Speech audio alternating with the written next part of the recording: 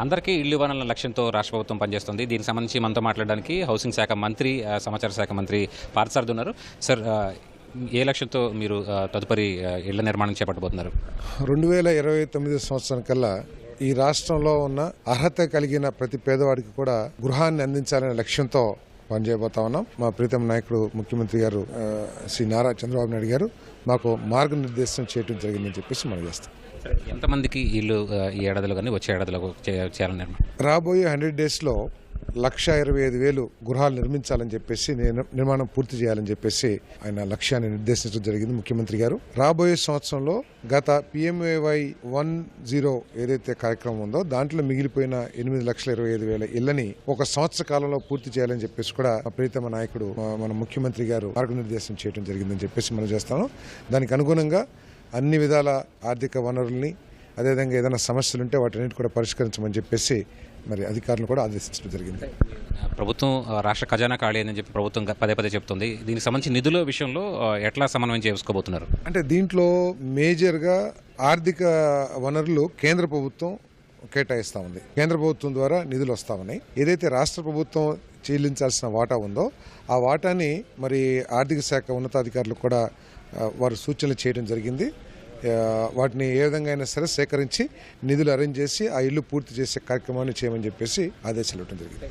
గడిచిన 5 ఏళ్లలో ఇళ్ల నిర్మాణానికి సంబంధించి గత ప్రభుత్వం పూర్తిగా నిర్లక్ష్యం చేసినటువంటి పరిస్థితి. వాటిని ఎలా అధిగమించబోతున్నారు? ఏం చేయబోతారు? పూర్తిగా నిర్లక్ష్యం చేయటం అంటే పేదవాళ్ళకి నష్టం జరిగే విధంగా చేసింది. 2014-2019 మధ్యలో పేదవాళ్ళకి 2.5 లక్షల రూపాయలు యూనిట్ కాస్ట్ ఇస్తే ధరలు పెరిగినా కూడా సిమెంటు, స్టీలు, లేబరు అన్ని ధరలు పెరిగినా కూడా 2019-2024 మధ్యలో 2.5 లక్షల నుంచి 1,80,000కి తగ్గించింది.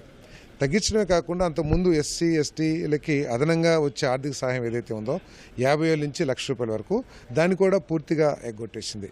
మరి అంతేకాకుండా గృహ నిర్మాణానికి కూడా కేంద్ర ప్రభుత్వం ఇచ్చిన నిధులు ఏదైతే ఉన్నాయో వాటిని దుర్వినియోగం అనండి, లేకపోతే డైవర్షన్ అనండి, లేకపోతే ఇతర అవసరాల కోసం వినియోగించడం కానివ్వండి, అంటే ఈ ప్రోగ్రామ్కి ఖర్చు పెట్టకోకుండా వారి ఆలోచనల ప్రకారం వేరే వాటికి ఖర్చు పెడతాం మూలంగా ఆఖరికి కేంద్ర ప్రభుత్వం పీనల్ ఇంట్రెస్ట్ వేసే పరిస్థితి కూడా పరిస్థితులు వచ్చినాయి. సో ఆ విధంగా కాకుండా మరి ఒక బాధ్యతతో అర్హత ఉన్న ప్రతి వాళ్ళకు కూడా ఇల్లు ఇవ్వాలనే లక్ష్యంతో మరి ఈ PMAY 10 ఏదైతే ఉందో ఆ పథకం కింద ఉన్న ఇళ్ళని కూడా పూర్తి చేయమని, అంతేకాకుండా పూర్తిగా ఎంక్వైరీ చేసి ఇంతకుముందు ఏదో ఆప్షన్ 3 కింద కొంతమంది కాంట్రాక్టర్లు నిర్మాణం చేశారని ఏదైతే ఉన్నారో అవన్నీ కూడా క్వాలిటీని, లేటెస్ట్ టెక్నాలజీని వినియోగించుకొని క్వాలిటీ మిగతావన్నీ కూడా ఎంక్వైరీ చేసి తగు చర్యలు కూడా తీసుకోమని చెప్పేసి ఆదేశించడం జరిగింది. తదుపరి ఇళ్ల నిర్మాణానికి సంబంధించి ఇళ్ల స్థలాలు కేటాయించే సమయంలో దానికి సంబంధించి ఏమైనా పాలసీ డెసిషన్ తీసుకున్నారా రాష్ట్ర ప్రభుత్వం?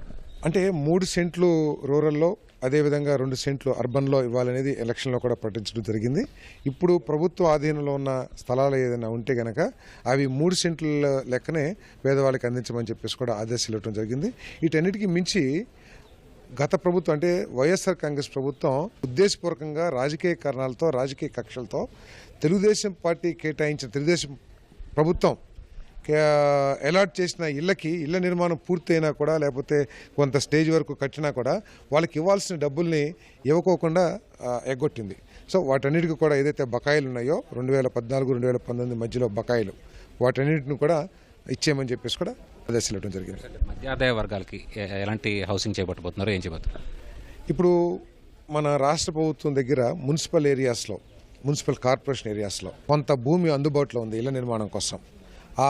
ఆ భూముల్లో ప్లాటింగ్ చేసి అక్కడ MIG కేటగిరీ, LIG కేటగిరీలో ఇల్లు నిర్మాణం చేసి వాళ్ళకి సరసమైన ధరలకి వాళ్ళకి అందించే కార్యక్రమం చేయబోతా ఉన్నాం.